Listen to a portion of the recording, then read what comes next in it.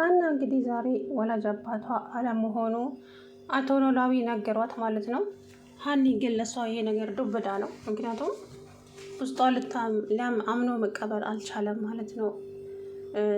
በጣም ትልቅ ዱብዳ ነው የወደቀባት ዛሬ ማለት ነው። ለመናገር ማለት ግራ ተጋባች።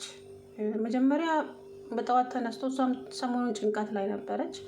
ከዛም ልጄ አንቺ ሳተኝ እንዳደርሽ አውቃለሁ፣ ያስጨነቀሽንም ነገር አውቃለሁ ብሎ በጠዋት ተነስተው ወደ ቤተ ክርስቲያን እየሄዱ እያሉ ነው እንግዲህ አባዬ ዛሬ ያለ ወትሮክ ለምንድን ነው በጠዋት ተነስተው ወደ ቤተ ክርስቲያን እንሂድ ያልከኝ ስትላት፣ እንዴ ታዲያ ሁሌ ስራ ቤተ ክርስቲያኑን እኮ ተውሽው ጭራሹንም ብሎ አላት።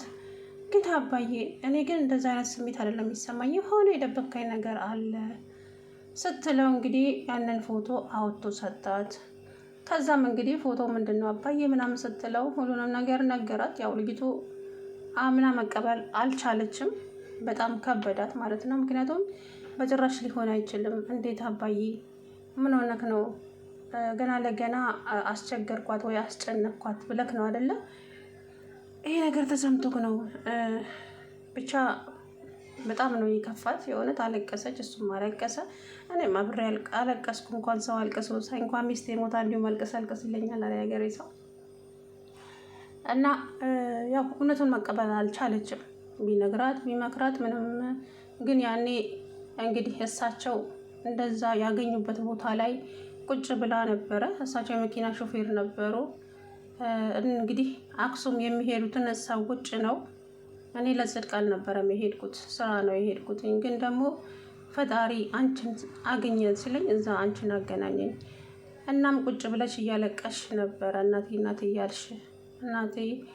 እያልሽ እያለቀሽ ያገኘውሽ እና ልጅ ነበር። እና ታዲያ እንዴት ነው ማላስታውሰው አባዬ እኔ በዛ ሰዓት ምናምን ስትለው፣ ዞር ብለው ደግሞ ዶክተሩ ያላቸው ነገር ነበሩ። ሀኒ ጤነኛ ናት፣ ደህና ሆናለች። ግን ደግሞ ሌላኛው ዜና ሀና ስትወርቅ ድንጋይ ከኋላዋ ስለመታት የማስታወስ ችግሯ ትንሽ ነው እና ለዛ ነው ያላስታወሹ ብሎ ነገራት።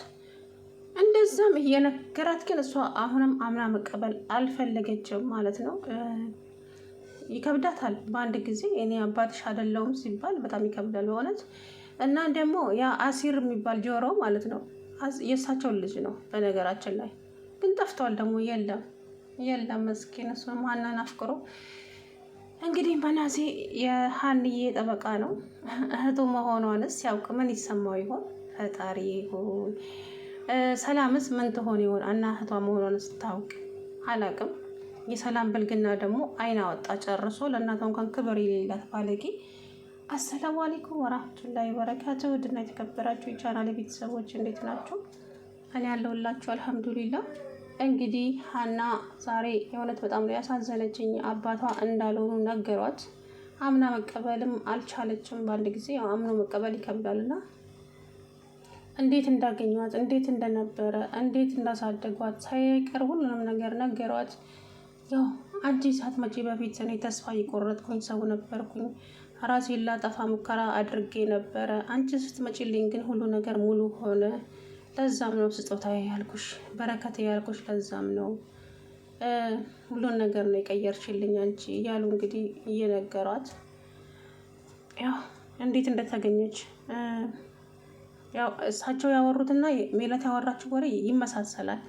ሜላት እንግዲህ አክሱም ይዛት ሄዳ ልጇን እንግዲህ ኬክ ራበኝ ብላ ስታለቅስ ሀና እዛው ባስቀምጣት ነው ኬክ ልትገዛላት የሄድኩት። ኬኩን ገዝቼላት ስመለስ የለችም ማለች ማለት ነው። እና አሁን ወደ አክሱም ሄዳለሁ ሰሞኑን እያለች ነው። እንዴ ማየ ምን ትሰሪያለሽ ሲላት፣ እኔ ልጄ በጣም እየናፈቀችኝ ነው፣ ብቻ ውስጤ የሆነ ነገር ይነግረኛል፣ ብቻ ሀና አሴት በህይወት እንዳለች እኔ ልጄን ማግኘት አለብኝ ምናምን ስትል፣ የዚህ ያልበቃ ብሎ ደግሞ ቱርክም ተከትላሽ መጣች ብላ ይህች ክብር የሌላት ማለት ነው። ሰላም ስለ እህቷ እንዲወራ በጭራሽ አትፈልግም።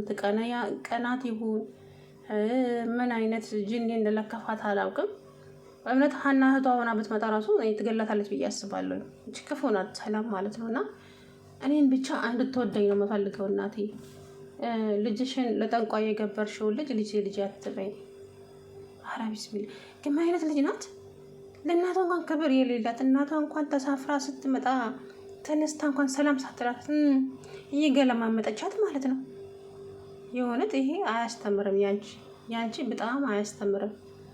ሰላም ማለት ነው በሄድሽበት ሁሉ አንቺ እንደው ምንሽም አያምር እና ሀንዬ እንግዲህ ዛሬ ዱብዳ ነው የወደቀባት። እውነት ለመናገር በጣም ነው ያሳዘነችኝ እኔ ምስኪን።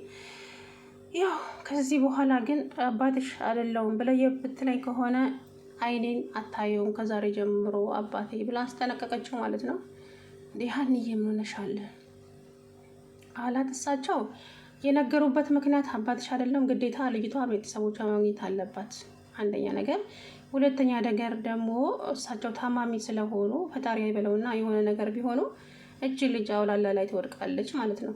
ስለዚህ ግዴታ ቤተሰቦቿን ማግኘት አለባት። እንግዲህ ሜላት ነች ያደላላው ነው የሚያገናኛት ብዬ አስባለሁ ታሪኩ ማለት ነው።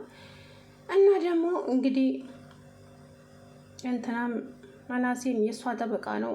በጭራሽ ሀና እንድትከፋ አይፈልግም።